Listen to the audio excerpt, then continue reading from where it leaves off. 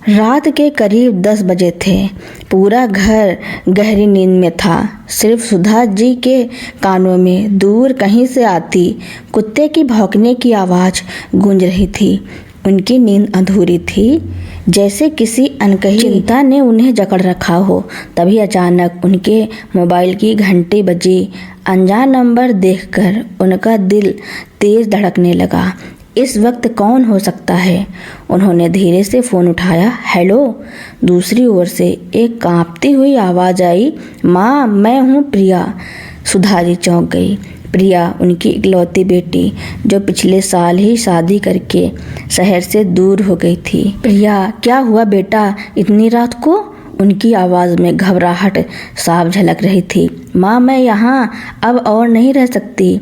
प्रिया की आवाज़ में गहरा दर्द था। और तभी फ़ोन कट गया। सुधा जी के हाथ से फ़ोन छूट गया। उनका चेहरा पीला पड़ गया। उन्होंने तुरंत प्रिया के पति राहुल को फ़ोन लगाया। कई बार घंटी जाने के बाद राहुल ने फ़ोन उठाया। उसकी आवाज़ में अजीब सी खींच थी। क्या हुआ सुधा जी, इतनी रात को फ़ोन? राहुल, प्रिया कहाँ है? उसने अभी अभी फ़ोन किया था। कह रही थी कि वो वहाँ नहीं रह सकती। क्या हुआ है? सुधा जी ने एक ही सांस में सवाल कर डाले। राहुल ने गहरी सांस ली। प्रिया अभी घर पर नहीं है। उसने आज फिर घर में तमाशा किया और बिना बताए कहीं चली गई। क्या? कहाँ चली गई? सुधा जी का दिल बैठा जा रहा था। मुझे नहीं पता और मुझे जानना भी नहीं है। वो अगर वापस भी आती है तो इस घर में उसके लिए कोई जगह नहीं है। राहुल की आवाज़ में इतनी ठंडक थी कि सुधा जी कांप गई। उन्होंने कुछ कहने की कोशिश की, लेकिन राहुल ने फ़ोन काट दिया। सुधा जी वहीं सोफे पर बैठ गई। आंखों के आगे अंधेरा छा गया। उनकी बेटी इतनी रात को कहाँ होगी? राहुल इतना कठोर कैसे हो सकता है? उनके पति रमेश जी, जो पास ही सो रहे थे, आवाज़ सुनकर जाग गए। क्या हुआ सुधा, इतनी घबराई हुई क्यों हो? सुधा जी ने कांपते हाथों से रमेश जी को सब बताया। रमेश जी के चेहरे पर भी चिंता की लकीरें उभर आईं। हमने सोचा था राहुल बहुत अच्छा लड़का है, हमारी बेटी को खुश रखेगा। रमेश जी ने गहरी सांस ली। सुबह होने में कुछ ही घंटे बाकी थे, लेकिन सुधा जी और रमेश जी के लिए वह रात सदियों लंबी थी। सुबह होते ही उन्होंने प्रिया के दोस्तों को फ़ोन लगाना शुरू किया, लेकिन किसी को प्रिया की कोई जानकारी नहीं थी। उनके मन में हजारों सवाल उमड़ रहे थे, लेकिन जवाब किसी के पास नहीं था। रात के करीब 8 बजे का वक्त था। प्रिया रसोई में खड़ी थी, मन ही मन कुछ गुनगुना रही थी। राहुल को उसका गाना पसंद नहीं था, इसलिए वह धीमी आवाज़ में गा रही थी। तभी दरवाज़ा खुलने की आवाज़ आई। राहुल ऑफिस से लौटा था। हमेशा की तरह उसके चेहरे पर कोई भाव नहीं था। वह सीधा अपने कमरे में चला गया। प्रिया को एक नज़र भी नहीं देखा। प्रिया ने उदास मन से खाने की प्लेट लगाई। राहुल ने बिना कुछ कहे खाना शुरू कर दिया। राहुल, आज ऑफिस में कैसा रहा? प्रिया ने धीमे स्वर में पूछा। ठीक रहा, राहुल ने बिना नजरें उठाए जवाब दिया। यही सिलसिला रोज का था। राहुल धीरे धीरे अपनी दुनिया में सिमटता जा रहा था और प्रिया को लगता था जैसे वह इस घर में अजनबी हो। खाने के बाद राहुल ने अपनी प्लेट उठाई और सिंक में रख दी। प्रिया से कोई बात नहीं की। प्रिया का दिल घुटने लगा। यह चुप्पी उसे अंदर से तोड़ रही थी। रात में जब वे अपने कमरे में आए तो प्रिया ने हिम्मत करके पूछा, राहुल, तुम इतने बदले बदले क्यों हो? हम पहले कितने करीब थे, अब तुम मुझसे बात तक नहीं करते। राहुल ने मोबाइल एक ओर रखा। प्रिया, माँ चाहती है कि तुम अपनी नौकरी छोड़ दो। प्रिया चौंक गई। क्या? मेरी नौकरी पर क्यों? तुम तो जानते हो मुझे अपनी नौकरी कितनी पसंद है। माँ का कहना है कि घर का काम ठीक से नहीं हो पा रहा है और उन्हें तुम्हारी कुछ बातें पसंद नहीं आती। जब से तुम इस घर में आई हो, माँ को लगता है कि घर का माहौल बदल गया है। राहुल ने नजरें चुराते हुए कहा। प्रिया के चेहरे पर एक झटका सा लगा। मतलब अब मैं इस घर के लिए बोझ बन गई हूँ। उसकी आवाज़ कांप रही थी। राहुल चुप रहा। उसकी चुप्पी प्रिया को और कचोटने लगी। तुम्हें पता है राहुल, मैं हर दिन कितनी कोशिश करती हूँ सबको खुश रखने की। तुम्हारी माँ की हर बात मानती हूँ, हर जिम्मेदारी निभाती हूँ, लेकिन फिर भी हर गलती मेरी ही क्यों होती है? और तुम हर बात उनकी ही बात सही मान लेते हो। राहुल की आंखों में गुस्सा आ गया। तो क्या करूं प्रिया, हर वक्त तुम्हारी शिकायतें सुनता रहूं? माँ पिता जी ने मुझे पाला है, उनका भी हक बनता है कि मैं उनकी सुनूं। और मेरा हक, मैं तुम्हारी पत्नी हूं राहुल। क्या मेरी कोई अहमियत नहीं? क्या मेरे लिए इस घर में कोई जगह नहीं? प्रिया की आंखों में आंसू भर आए। राहुल झुंझला कर उठा। प्रिया, तुम हर छोटी बात को मुद्दा क्यों बना देती हो? माँ सिर्फ चाहती है कि तुम घर पर रहो, इसमें इतनी बड़ी बात क्या है? उनके पास रखा पानी का गिलास जोर से टेबल पर दे मारा। बस करो प्रिया, तुम हद से ज़्यादा बोलने लगी हो। कमरे में कुछ पल तक सन्नाटा रहा, लेकिन उस सन्नाटे में प्रिया की टूटी आवाज़ गूंज रही थी। उसकी आंखों से आंसू गिर रहे थे और दिल में एक सवाल उठ रहा था। क्या यही रिश्ता है जहाँ समझने वाला कोई नहीं, जहाँ मेरी आवाज़ हर बार दबा दी जाती है? कमरे में अभी भी पानी का गिलास गिरने की आवाज़ गूंज रही थी। प्रिया की तेज आवाज़ सुनकर राहुल के माता पिता भी दौड़ते हुए कमरे में आ गए।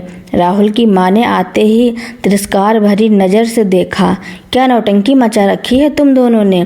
फिर प्रिया की तरफ देखकर बोली, मोहल्ले में तमाशा बनवाओगी क्या? तमाशा तो तब बना था माँ जी, प्रिया ने तीखे स्वर में कहा, जब आपने चुपचाप अपने बेटे को मेरे खिलाफ भड़काना शुरू किया था, जब आपने मेरी हर बात में नुक्स निकाला, हर रिश्ते में जहर घोला। प्रिया का चेहरा गुस्से से लाल था। उसकी आंखों में आंसू नहीं बल्कि आत्मसम्मान की आग थी। राहुल की माँ यह सुन हैरान हो गई। राहुल, यह क्या बोले जा रही है? लेकिन प्रिया चुप नहीं हुई। माँ जी, आप तो यही चाहती थी ना कि मैं इस घर से निकल जाऊं? तो ठीक है, मैं चली जाती हूँ। तभी राहुल गुस्से में आग बबूला हो गया। वह एक कदम आगे बढ़ा और जोर से एक थप्पड़ प्रिया के गाल पर दे मारा। राहुल के थप्पड़ ने जैसे प्रिया के अंदर का ज्वालामुखी फोड़ दिया था। उसके गाल पर जलन हो रही थी, लेकिन उससे भी ज़्यादा उसका आत्मसम्मान छलनी हो चुका था। कुछ पल के लिए सन्नाटा छा गया। गुस्से से कांपती हुई प्रिया ने राहुल की आंखों में ठंडी लेकिन नुकीली नज़रों से देखा और बोली, बहुत गलत किया तुमने राहुल, अब देखना मैं क्या करती हूँ। इतना कहकर उसने झटके से मोबाइल उठाया और दूसरे कमरे में चली गई। वहाँ जाकर उसने तेज़ आवाज़ में फ़ोन कर कहा, हेलो, क्या यह पुलिस स्टेशन है? मैं प्रिया शर्मा बोल रही हूँ। मेरे पति ने मुझ पर हाथ उठाया है, मैं शिकायत दर्ज कराना चाहती हूँ। उसकी आवाज़ इतनी तेज़ थी कि बाहर खड़े राहुल और उसकी माँ के होश उड़ गए। दोनों दौड़ते हुए कमरे में आए। प्रिया, यह क्या कर रही हो? होश में तो हो? राहुल की माँ ने घबरा कर पूछा। राहुल ने मोबाइल छीनने की कोशिश की। प्रिया, तुम पागल हो गई हो क्या? लेकिन प्रिया पीछे हट गई। उसकी आंखें अब जलती हुई मसाल की तरह चमक रही थी। हट राहुल, अब मैं एक भी जुल्म नहीं सहने वाली। राहुल की माँ बोली, अपने ही पति को जेल भिजवाएगी? यही संस्कार दिए हैं तेरी माँ ने? प्रिया की आवाज़ अब सख्त थी। संस्कार यह नहीं सिखाते कि पति को भगवान मानकर उनकी मार सहो। आपने अपने बेटे को शायद यही सिखाया होगा, लेकिन मेरी माँ ने मुझे सिखाया है कि अन्याय के खिलाफ आवाज़ उठाओ। उधर से इंस्पेक्टर की आवाज़ आई, मैडम आप कहाँ से बोल रही हैं? हमें अपनी लोकेशन भेज दीजिए, हम तुरंत पुलिस भेज रहे हैं आपकी लोकेशन पर, आप चिंता ना करें। यह सब सुनकर राहुल और उसके माँ पिताजी के चेहरे पर हवाइयाँ उड़ने लगी। राहुल की माँ ने प्रिया से कहा, प्रिया बेटा, राहुल की तरफ से मैं तुझसे माफ़ी मांगती हूँ। उनकी आवाज़ में एक अजीब सी निराशा थी और वे हाथ जोड़कर प्रिया से माफ़ी मांग रही थी ताकि पुलिस को वापस भेजा जा सके और घर का माहौल शांत हो सके। लेकिन तभी दरवाजे पर पुलिस की गाड़ी आ गई और गली में सब लोग बाहर आकर देखने लगे। प्रिया ने एक पल के लिए राहुल की माँ की ओर देखा। उसकी आंखों में कोई दया नहीं थी, बस थकान थी, टूटन थी और एक फैसला था जो अब अटल था। पुलिस की गाड़ी के पास 2 कांस्टेबल और एक महिला अधिकारी उतर चुके थे। गली के लोग धीरे धीरे जमा होने लगे थे। कानाफूसी शुरू हो गई थी।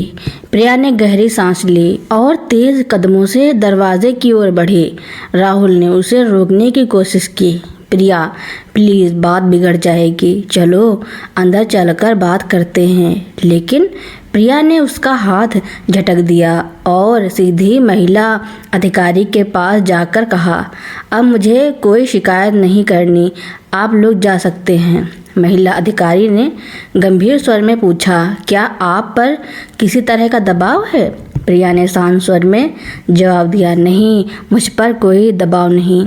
पुलिस वाले थोड़ी देर प्रिया को देखते रहे, फिर कहा, ठीक है मैडम, अगर आप शिकायत नहीं करना चाहती तो हम वापस जा रहे हैं, लेकिन अगर कभी ज़रूरत हो तो बेझिझक कॉल कीजिएगा।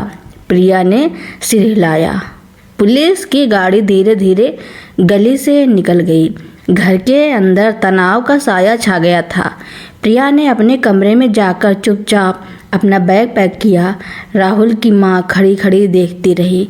राहुल का चेहरा पीला पड़ गया था, लेकिन प्रिया बिना किसी से कुछ कहे सिर उठाकर दरवाजे से बाहर निकल गई। प्रिया अतीत के उसी मोड़ पर थी जब वह सब कुछ पीछे छोड़कर चली आई थी। हर एक पल, हर एक शब्द, हर एक चुप्पी अब भी उसके कानों में गूंज रही थी।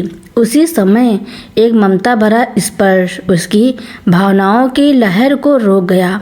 उसकी माँ सुधा जी धीरे से उसके पास आकर बैठी और प्यार से उसके सिर पर हाथ रखा।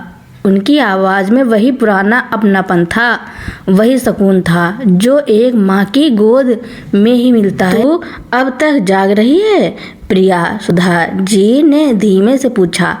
माँ की आवाज़ सुनकर प्रिया एकदम से चौंक गई, जैसे किसी ने उसे गहरे पानी से बाहर खींच लिया हो। वो धीरे से माँ की तरफ मुड़ी। उसकी आंखें थोड़ी नम थी, बस यूं ही नींद नहीं आ रही थी। उसने धीमे से कहा, लेकिन उसकी आवाज़ में वह भाव छिपे नहीं थे जो उसके मन में हिलोरे मार रहे थे। सुधा जी ने प्रिया को अपनी बाहों में भर लिया। कुछ कहने की ज़रूरत नहीं थी। एक माँ अपने बच्चे की तकलीफ बिना कहे समझ जाती है। कमरे में एक अजीब सी खामोशी थी, लेकिन उस खामोशी में भी एक अपनापन था, एक भरोसा था कि अब सब ठीक होगा। अगले दिन सुबह का समय था। घर में हल्की हल्की धूप खिड़की से छनकर अंदर आ रही थी। रसोई से चाय की महक पूरे घर में फैल रही थी। ड्राइंग रूम में सुधा जी सोफे पर बैठी थी। उनके पास रमेश जी भी बैठे थे। तीनों के चेहरों पर सुबह की सुकून भरी ताजगी थी, लेकिन कहीं न कहीं एक हल्की सी चिंता की रेखा भी थी। सुधा जी रमेश जी से धीमी आवाज़ में कुछ कह रही थी। तभी पीछे से प्रिया की पदचाप सुनाई दी। सबकी नज़र दरवाजे की ओर गई। प्रिया वहां आई और कुर्सी खींचकर बैठ गई। कुछ क्षणों के लिए चुप्पी छा गई।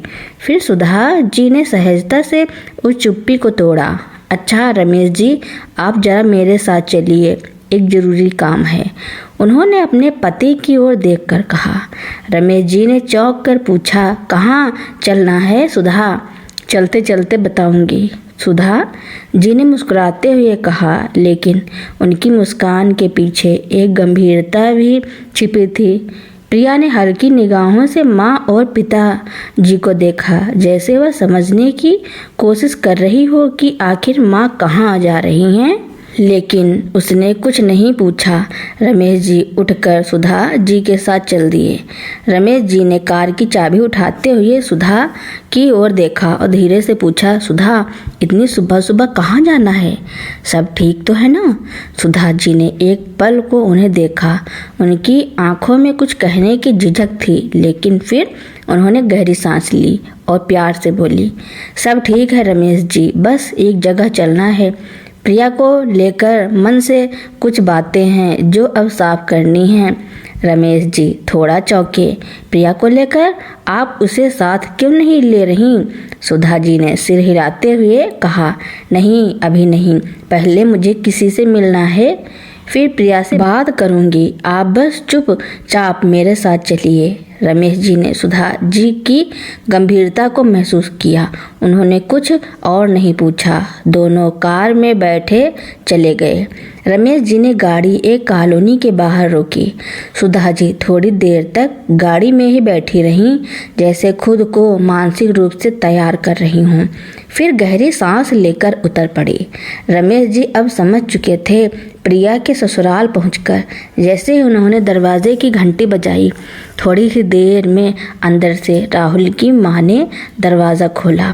सामने सुधा जी को देखकर वो थोड़ा चौंकी, पर तुरंत खुद को संभाल लिया। आइए, राहुल की मां ने धीमे स्वर में कहा। मैं सच जानने आई हूँ, सुधा जी बोली। एक माँ के दिल को चैन नहीं मिलता जब बेटी यूँ बिना बताए ससुराल से मायके आकर बैठ जाए। राहुल की माँ ने एक पल चुप रहकर सुधा जी की ओर देखा और फिर गुस्से से भरे स्वर में बोली, बहन जी, अगर मैं आपकी बेटी की करतूतें बताने लगूं तो आप भी हैरान रह जाएंगी। इतनी समझदार और संस्कारी दिखने वाली लड़की ने जो कल रात किया, वो सोचकर अभी भी रूह कांप जाती है। सुधा जी चौंक गईं। उन्होंने हैरानी से पूछा, ऐसा क्या किया मेरी बेटी ने? राहुल की मां ने ठंडी हंसते हुए कहा, क्या किया, क्या करना रह गया था कल रात को? आपकी बेटी ने घर में पुलिस बुला ली और तो और अपने ही पति को पकड़वाने के लिए कह रही थी। बस जरा सी बहस क्या हो गई, पूरी गली में तमाशा बना दिया हमारे घर का। सुधा जी और रमेश जी जैसे सन्न रह गए। उनके चेहरे का रंग उड़ गया था। उन्हें यकीन ही नहीं हो रहा था कि प्रिया ऐसा भी कुछ कर सकती है। नहीं, प्रिया ऐसा नहीं कर सकती, सुधा जी ने कहा। तभी राहुल की माँ की आवाज़ कड़वी हो गई थी। पूरी गली मोहल्ला इकट्ठा हो गई थी। बहन जी, लोग कहने लगे हम अपनी बहू को मारते हैं, उसे तंग करते हैं। हमारी सालों की इज्जत 2 मिनट में मिट्टी में मिल गई। और फिर पुलिस जब आई तो आपकी बेटी ने कहा मुझे कोई शिकायत नहीं करनी और पुलिस को वापस भेज दिया। लेकिन बहन जी, हमारी तो बिरादरी में नाक कट गई ना। रमेश जी और सुधा जी एक दूसरे की तरफ देखने लगे। माहौल में गहरी चुप्पी छा गई थी। एक माँ के लिए यह यकीन कर पाना मुश्किल था कि जिसकी परवरिश उसने खुद की हो, वह इतना बड़ा कदम उठा सकती है।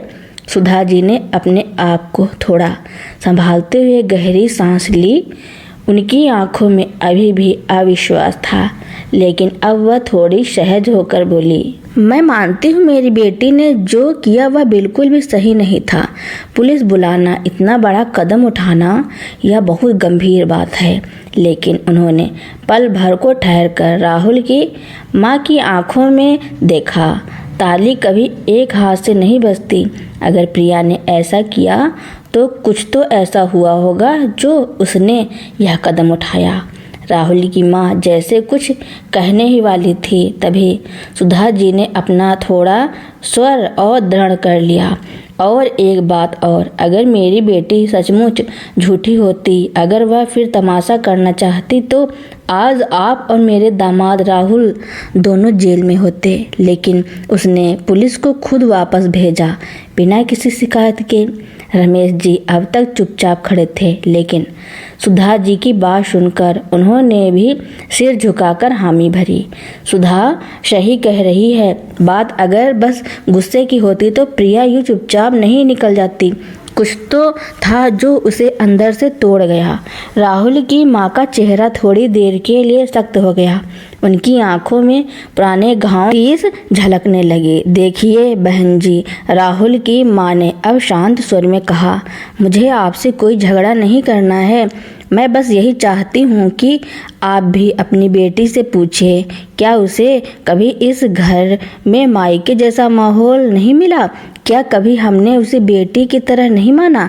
अगर मेरे बेटे राहुल ने अपने माँ बाप की इज्जत की तो क्या यह इतना बड़ा गुनाह है कि उसे अपने ही घर में बेइज्जत किया जाए? सुधा जी अब पूरी तरह गंभीर हो चुकी थी। मैं सब जानना चाहती हूँ, मेरी बेटी ने क्या झेला और आपने क्या सहा। सच चाहे जो भी हो, अब उसे सामने आना ही होगा। राहुल की माँ ने एक गहरी सांस ली और फिर उन्होंने धीरे धीरे वह सारी बातें बता दी जो पिछली रात घर में हुई थी। कैसे बात बात में तकरार बढ़ी, कैसे प्रिया ने गुस्से में फैसला ले लिया और कैसे बात पुलिस तक पहुंच गई। सुधा जी चुपचाप सुनती रहीं। सब कुछ जानकर उन्हें समझते देर नहीं लगी कि एक छोटी सी बात ने और दोनों की नासमझी के कारण कैसे एक बड़ा रूप ले लिया था। सुधा जी ने धीरे से संयमित स्वर में कहा, झगड़े तो हर घर में होते हैं, लेकिन हर बात पर हाथ उठा देना सही नहीं है। आप चाहती तो उसे प्यार से समझा सकती थी, मगर दामाद जी ने हाथ उठाकर ठीक नहीं किया। तभी पास खड़े राहुल ने अपराध भाव से गर्दन झुकाते हुए कहा, मानता हूँ मुझे उस पर हाथ नहीं उठाना चाहिए, लेकिन आपको नहीं पता, जब वह गुस्से में होती है तो उसे खुद नहीं पता चलता कि वह क्या बोल रही है। ऐसे ऐसे शब्द कह देती है जो सहना मुश्किल हो जाता है। सुधा जी चुप हो गईं। एक गहरी शांति छा गई थी। इसमें सब गलतियों को टटोल रहे थे। सुधा जी अब सब कुछ समझ चुकी थी। उनके चेहरे पर अब कोई गुस्सा नहीं था, बस एक गहरी शांति और कड़वाहट थी। उन्होंने धीरे से अपनी साड़ी को ठीक किया, फिर उठते हुए बोली, ठीक है, हम अब चलते हैं। राहुल की माँ कुछ कहना चाहती थी, लेकिन शब्द जैसे गले में अटक गए। तभी राहुल ने पास आकर कहा, मम्मी जी, आपने तो कुछ खाया ही नहीं, चलिए पहले नाश्ता कर लीजिए। सुधा जी ने उसकी ओर देखा, हल्की सी मुस्कुराहट के साथ बोली, नहीं बेटा, हमारे यहाँ तो रिवाज है, बेटी के ससुराल में पानी तक नहीं पीते, खाना तो बहुत दूर की बात है। इतना कहकर उन्होंने एक बार फिर सबकी ओर देखा और बाहर की ओर बढ़ गई। रमेश जी भी चुपचाप उनके पीछे हो लिए। जैसे ही सुधा जी घर पहुंची, उनके चेहरे और आंखों में नाराजगी साफ थी। दरवाजा खोलते ही उन्होंने गुस्से से आवाज लगाई, प्रिया, कहाँ हो तुम? उनकी इतनी कड़क आवाज सुनकर प्रिया, जो अपने कमरे में बैठी थी, माँ की तेज आवाज सुनते ही घबरा गई। वह जल्दी जल्दी बाहर निकली और बोली, क्या हुआ माँ, आप इतनी गुस्से में क्यों हैं? सुधा जी ने उसकी तरफ देखा पर कोई जवाब नहीं दिया, बस तेज कदमों से ड्राइंग रूम की ओर बढ़ी। पीछे पीछे प्रिया और रमेश जी भी चल पड़े। रमेश जी ने सहमे स्वर में पूछा, क्या हुआ सुधा? सुधा जी गुस्से में बोली, आप अपनी लाडली बेटी से पूछिए कि क्या कारनामा करके आई है वह ससुराल से। सुधा जी का चेहरा तमतमाया हुआ था और आवाज में वह रोज साफ झलक रहा था जो एक माँ तब महसूस करती है जब उसकी परवरिश पर सवाल उठे हों। प्रिया की सांस अटक गई। उसने धीमे स्वर में कहा, माँ, मैं आपको बताने वाली थी। उन्होंने प्रिया की बात काटते हुए जोर से कहा, कब बताने वाली थी? तब जब लोग उंगलियां उठाते तुम्हारी माँ की परवरिश पर, तब जब लोग ताना मारते कि सुधा की बेटी तो पुलिस लेकर आ गई थी अपने ससुराल, या तब जब तुम्हारे ससुराल का नाम मिट्टी में मिल जाता। प्रिया सकपका गई। रमेश जी चुपचाप खड़े थे। उन्होंने अपनी पत्नी का ऐसा रूप कभी नहीं देखा था। सुधा जी आगे बोली, तुम जानती हो ना, मैं कभी नहीं चाहती थी कि मेरी बेटी पर कोई उंगली उठाए, लेकिन आज वहां जाकर मैं शर्मिंदा हुई हूँ। तुम्हारी सास और पति ने जो भी किया हो, लेकिन तुमने भी कोई कसर नहीं छोड़ी। पुलिस बुला ली तुमने, पूरे मोहल्ले को तमाशा बना दिया और ऊपर से मुझसे छुपा रही थी। प्रिया की आंखें भर आई। वह धीरे से बोली, माँ, उस वक्त मेरी हालत, मैं बहुत टूट चुकी थी। टूट गई थी? सुधा जी ने बात काटते हुए कहा। तू लड़ाई से भाग जाएगी, रिश्तों से भाग जाएगी। यह तुम्हें किसने सिखाया? मैंने तो नहीं। कमरे का माहौल भारी हो गया था। प्रिया की आंखों से आंसू बहने लगे और सुधा जी का गुस्सा एक माँ का था जो अपनी बेटी को गलत राह पर जाते देख रही थी। अब सुन लो, उन्होंने कड़े स्वर में कहा, तुम्हें कल ही वापस जाना होगा अपने ससुराल, और इस बार अपने बर्ताव को भी साथ लेकर जाना होगा। रिश्ता निभाने के लिए समझदारी और सहन शक्ति दोनों चाहिए होती है। सिर्फ रोना और दोष देना काफ़ी नहीं होता। प्रिया कुछ कह नहीं पाई, लेकिन अब उसकी आंखों में पछतावे के साथ साथ माँ के शब्दों की गहराई भी उतरने लगी थी। अगले दिन सुबह का वक्त था। प्रिया चुपचाप अपने कमरे में बैठी थी। सामने बैग खुला पड़ा था और वह धीरे धीरे उसमें अपने कपड़े और ज़रूरी सामान रख रही थी। उसकी आंखों में एक अजीब सी शांति थी, जैसे कोई बड़ा फैसला कर चुकी हो। घर में उस वक्त एक अजीब सी खामोशी थी। रमेश जी किसी जरूरी काम से बाहर गए थे। सुधा जी पूजा के कमरे में थी। इसी सन्नाटे में दरवाजे पर एक हल्की सी दस्तक हुई। प्रिया एक पल को ठिठकी। उसने धीरे से दरवाजे की ओर कदम बढ़ाए और जब दरवाज़ा खोला तो सामने जो देखा वह देखकर जैसे वक्त थम गया हो। राहुल खड़ा था। प्रिया की आंखें हैरानी से फैल गईं। उसका गला सूख गया, होठ हिले तो जरूर, लेकिन आवाज़ नहीं निकल पाई। वह उसे यूं ही देखती रह गई जैसे कोई सपना देख रही हो। राहुल ने एक हल्की मुस्कान के साथ कहा, अब क्या अंदर भी नहीं बुलाओगी? प्रिया की आंखों में कोई सवाल तैरने लगे। एक पल को वह चुप रही, फिर एक हल्की सांस भरते हुए दरवाजे से हट गई और राहुल अंदर आ गया। कमरे में एक पल को सन्नाटा छा गया। दोनों आमने सामने खड़े थे, लेकिन नज़रों में जैसे कई अधूरे सवाल और अनकहे जवाब तैर रहे थे। राहुल ने गहरी सांस लेते हुए कहा, प्रिया, मैं जानता हूँ कि मुझसे बहुत बड़ी गलती हुई है। मुझे तुमसे इस तरह बात नहीं करनी चाहिए और ना ही कभी हाथ उठाना चाहिए था। मैं हर उस पल के लिए शर्मिंदा हूँ जब तुम्हें लगा कि मैं तुम्हारा साथ नहीं दे रहा। प्रिया की आंखें भर आईं। उसने कुछ पल चुप रहकर खुद को संभाला और धीमी आवाज़ में बोली, राहुल, गलती सिर्फ तुम्हारी नहीं थी। मुझे भी गुस्से में इतना बड़ा कदम नहीं उठाना चाहिए था। पुलिस बुलाकर मैंने बहुत बड़ी गलती की थी। वह रुककर थोड़ा और भावुक होते हुए बोली, मुझे समझना चाहिए था कि एक बार बात करके सुलझाया जा सकता था, लेकिन उस वक्त मैं बहुत गुस्से में थी और शायद खुद को सही साबित करने के चक्कर में सब कुछ बिगाड़ बैठी।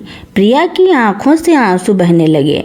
राहुल उसकी ओर एक कदम और बढ़ा और फिर चलो प्रिया, अपने घर मिलकर सब कुछ फिर से ठीक करते हैं। अब तुम अकेली नहीं हो, मैं भी तुम्हारे साथ हूँ। प्रिया और राहुल की बातों के बाद कमरे का माहौल बदल चुका था। दो टूटे हुए दिलों ने फिर से जुड़ने की चाह जताई थी। प्रिया ने अपने आंसू पोंछे और राहुल की आंखों में देखा। उन आंखों में अब प्यार और पछतावा था। चलो, प्रिया ने धीमे से कहा और एक नई शुरुआत की। उम्मीद के साथ राहुल का हाथ थाम लिया। तो दोस्तों, मेरी कहानी सुनने के लिए आपका बहुत बहुत धन्यवाद। ऐसी ही कहानियाँ सुनने के लिए मेरे चैनल को लाइक, कमेंट, शेयर, सब्सक्राइब एवं बेल आइकन का बटन दबाना ना भूलना, ताकि मेरी नई नई कहानियाँ आप तक पहले ही पहुँचती रहें।